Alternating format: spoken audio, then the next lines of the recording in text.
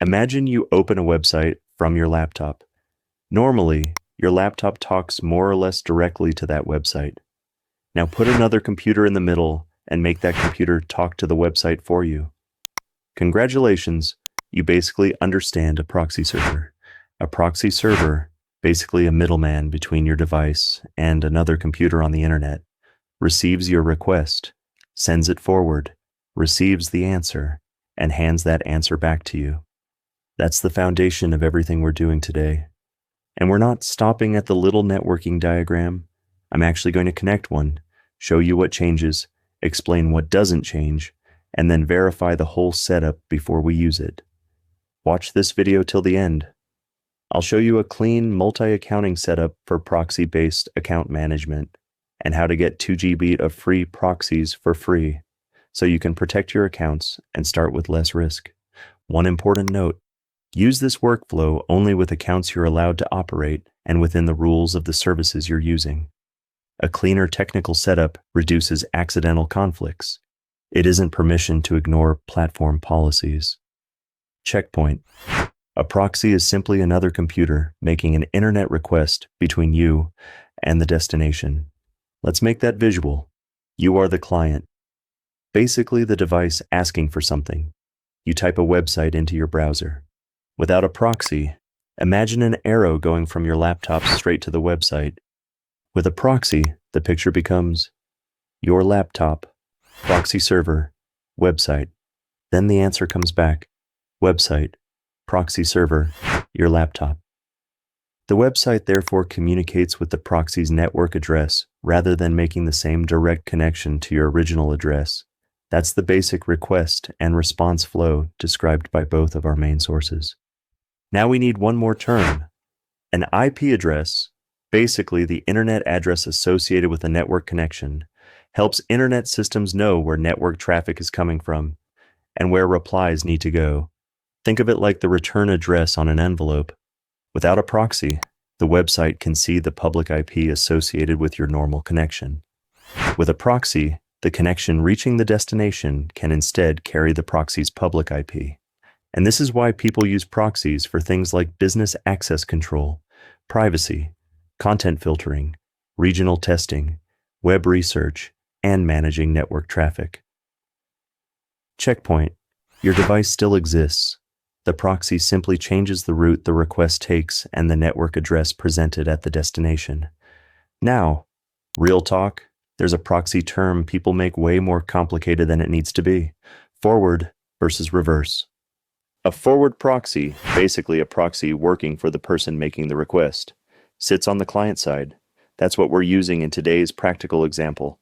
You know the proxy exists. You configure it. Then your traffic goes through it. A reverse proxy, basically a proxy working for the website or server instead, sits in front of the destination's backend systems. You visit what looks like one website, but your request may actually hit a reverse proxy first.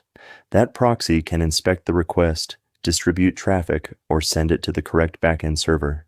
So remember the easiest rule possible. Forward proxy protects or represents the client side.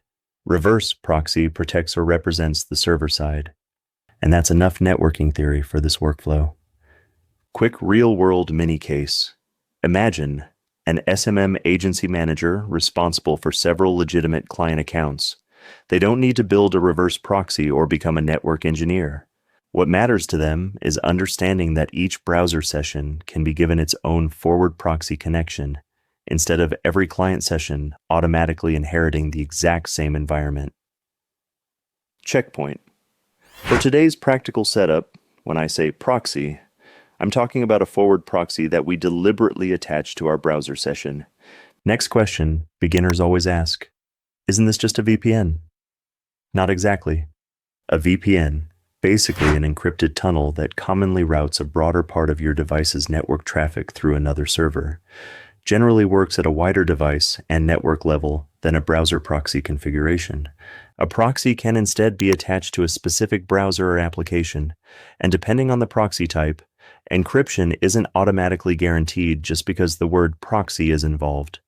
You'll also see names like HTTP and SOCKS.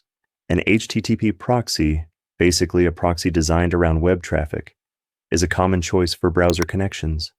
A SOCKS proxy, basically a more general traffic relay, can work with a broader range of network applications instead of understanding only web-style requests.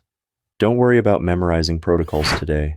Your provider tells you which one you've been given, and you select that same type when you paste it into the browser profile. Now let's pick the IP itself. A residential IP, basically an address associated with a consumer internet provider, resembles the kind of connection somebody might have at home. A data center IP, basically an address coming from commercial hosting infrastructure, is usually built for server infrastructure rather than a household internet connection. Group IB notes that data center proxies can offer strong speed and reliability while also being easier for sites to identify as data center infrastructure.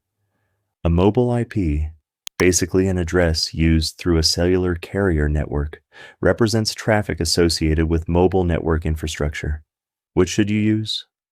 For simply learning what a proxy is, any legitimate working proxy can demonstrate the concept. For a persistent business account that normally belongs to a real user, I prefer consistency over constantly changing locations.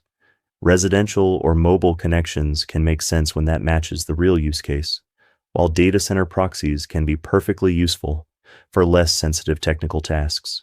And here's the trade-off.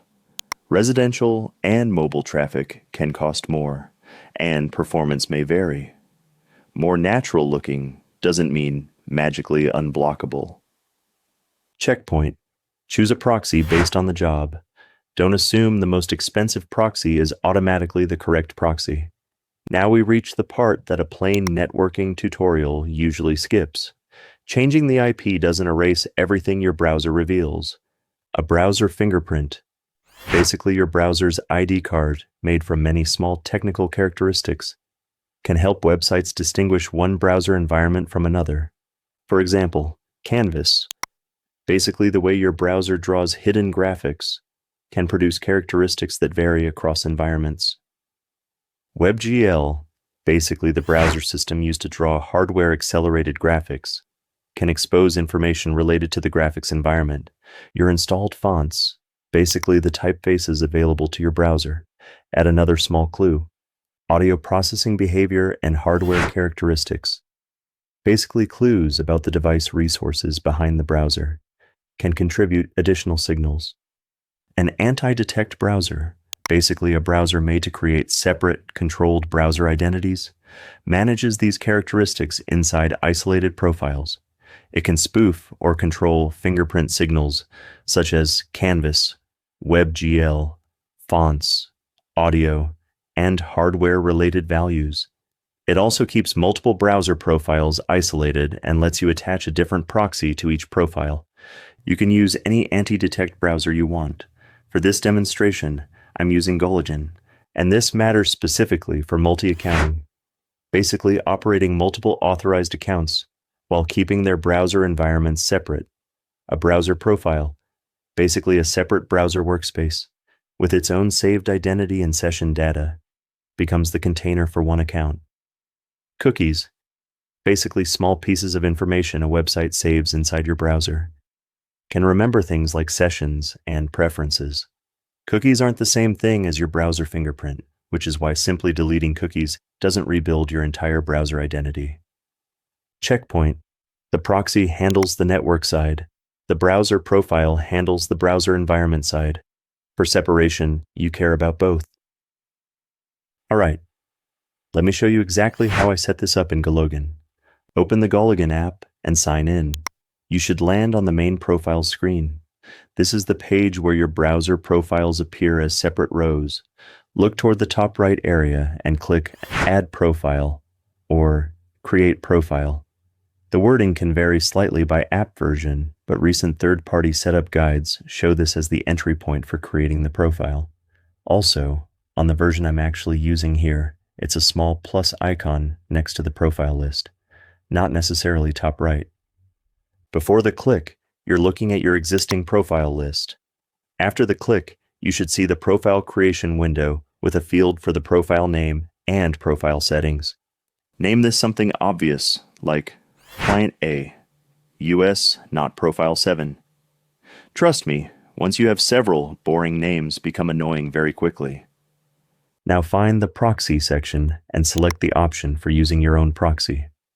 Your proxy provider normally gives you 4 pieces of information: host, or IP, port, username, and password. The port, basically the numbered network doorway used by the proxy service, might look like 8000, 8080, or another number supplied by the provider. Choose the connection type your provider gave you, for example HTTP or SOCKS5. Paste the host into the host or IP field. Paste the port into port. Then paste the username and password if your provider uses authentication. Recent third-party GoLogin guides show this same basic field sequence.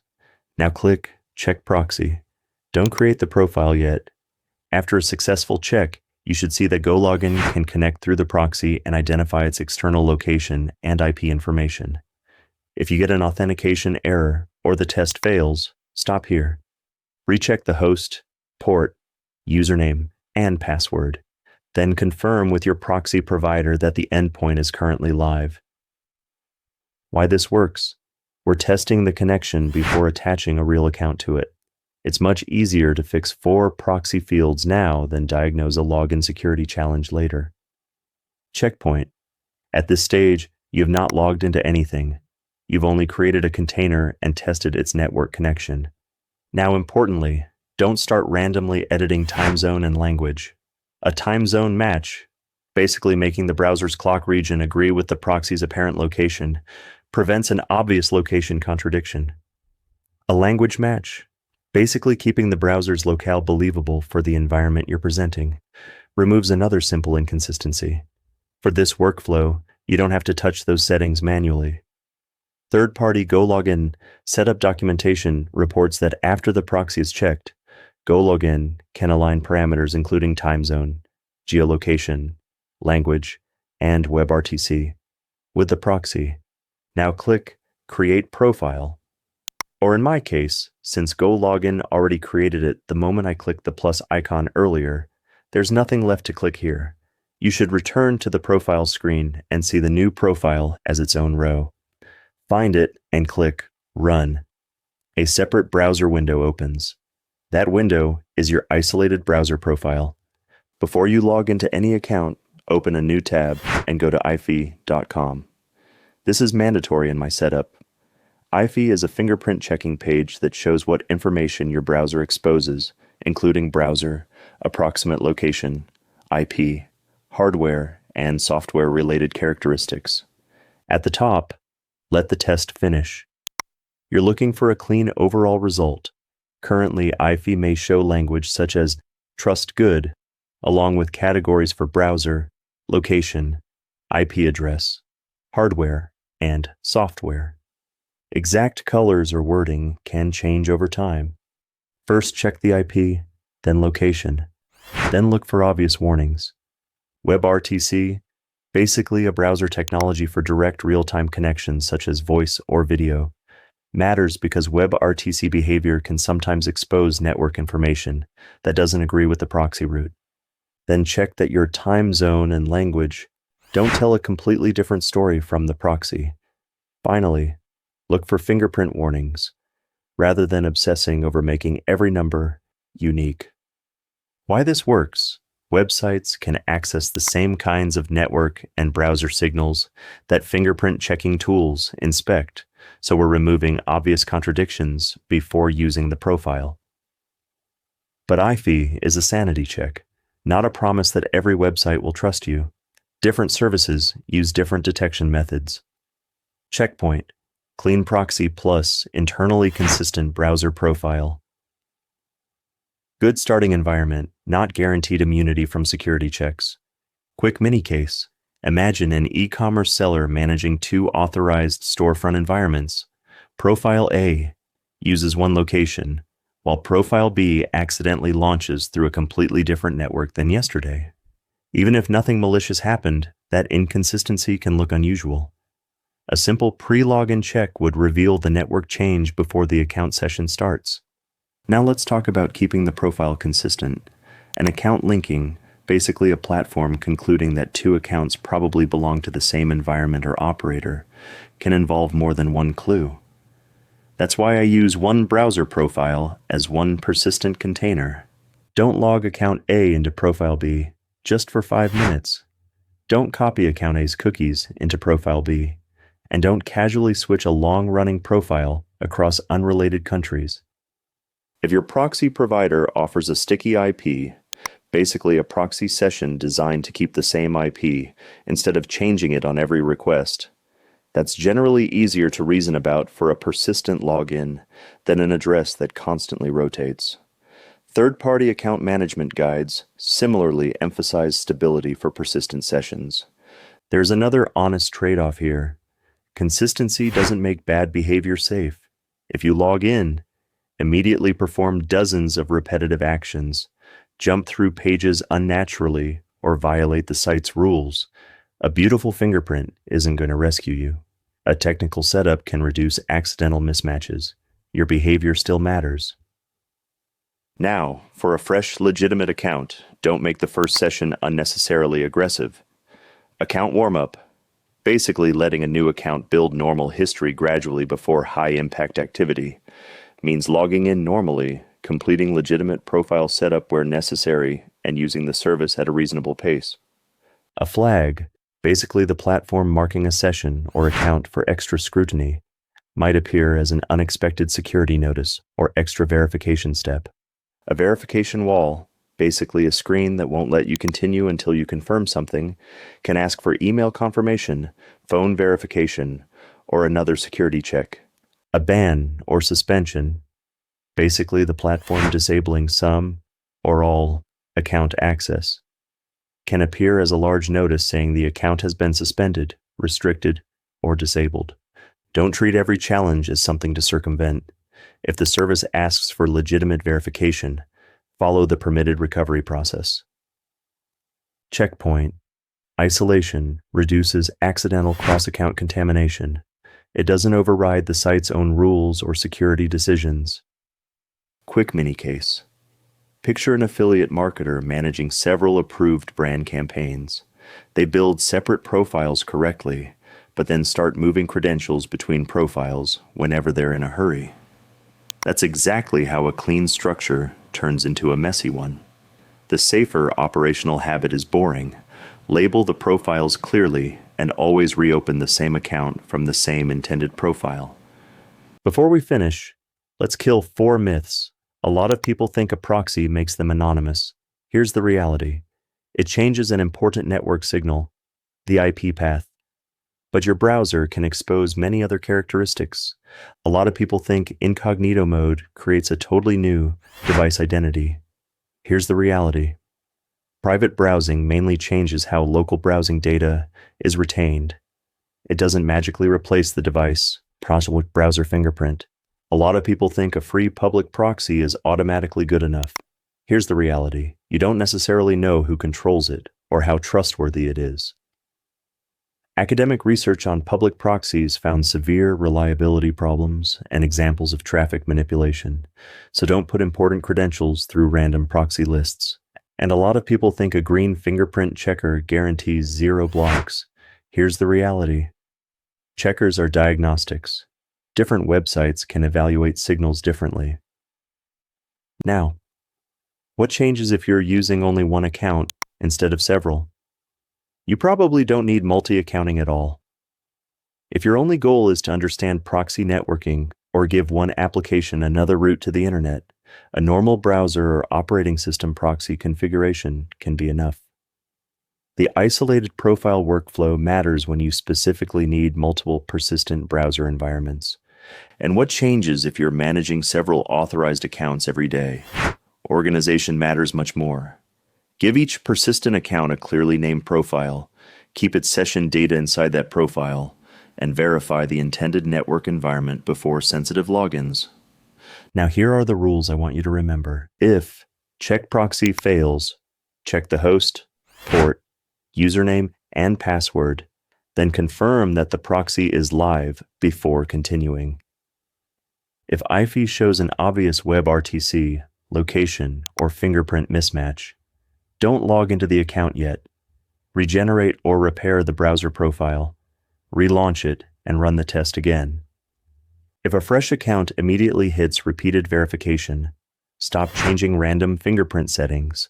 First check whether the proxy type, IP location, and browser environment are consistent. Then use the platform's legitimate verification process. If two accounts appear to have become unintentionally linked, check whether you crossed browser profiles, reused session data, or shared the same unintended network environment. Then restore proper separation rather than creating more accounts to work around enforcement. And that's really the whole system. A proxy server is the middleman. Your IP is the network address being presented. A forward proxy works for the client. A reverse proxy works for the server side. Residential, data center, and mobile addresses come from different kinds of network infrastructure. A browser fingerprint is the second half of the picture. And when you need clean multi-accounting for authorized accounts, the repeatable workflow is create profile, attach proxy, check proxy, create, run, open EFI, verify the environment, only then log in. Keep one account in its intended profile. Keep the environment consistent. And remember, clean setup minimizes unnecessary risk. It doesn't guarantee zero flags or zero bans. If you want to replicate this proxy server multi-accounting setup to get 40% off and claim the 2 GB free proxies, click my link in the description or the pinned comment.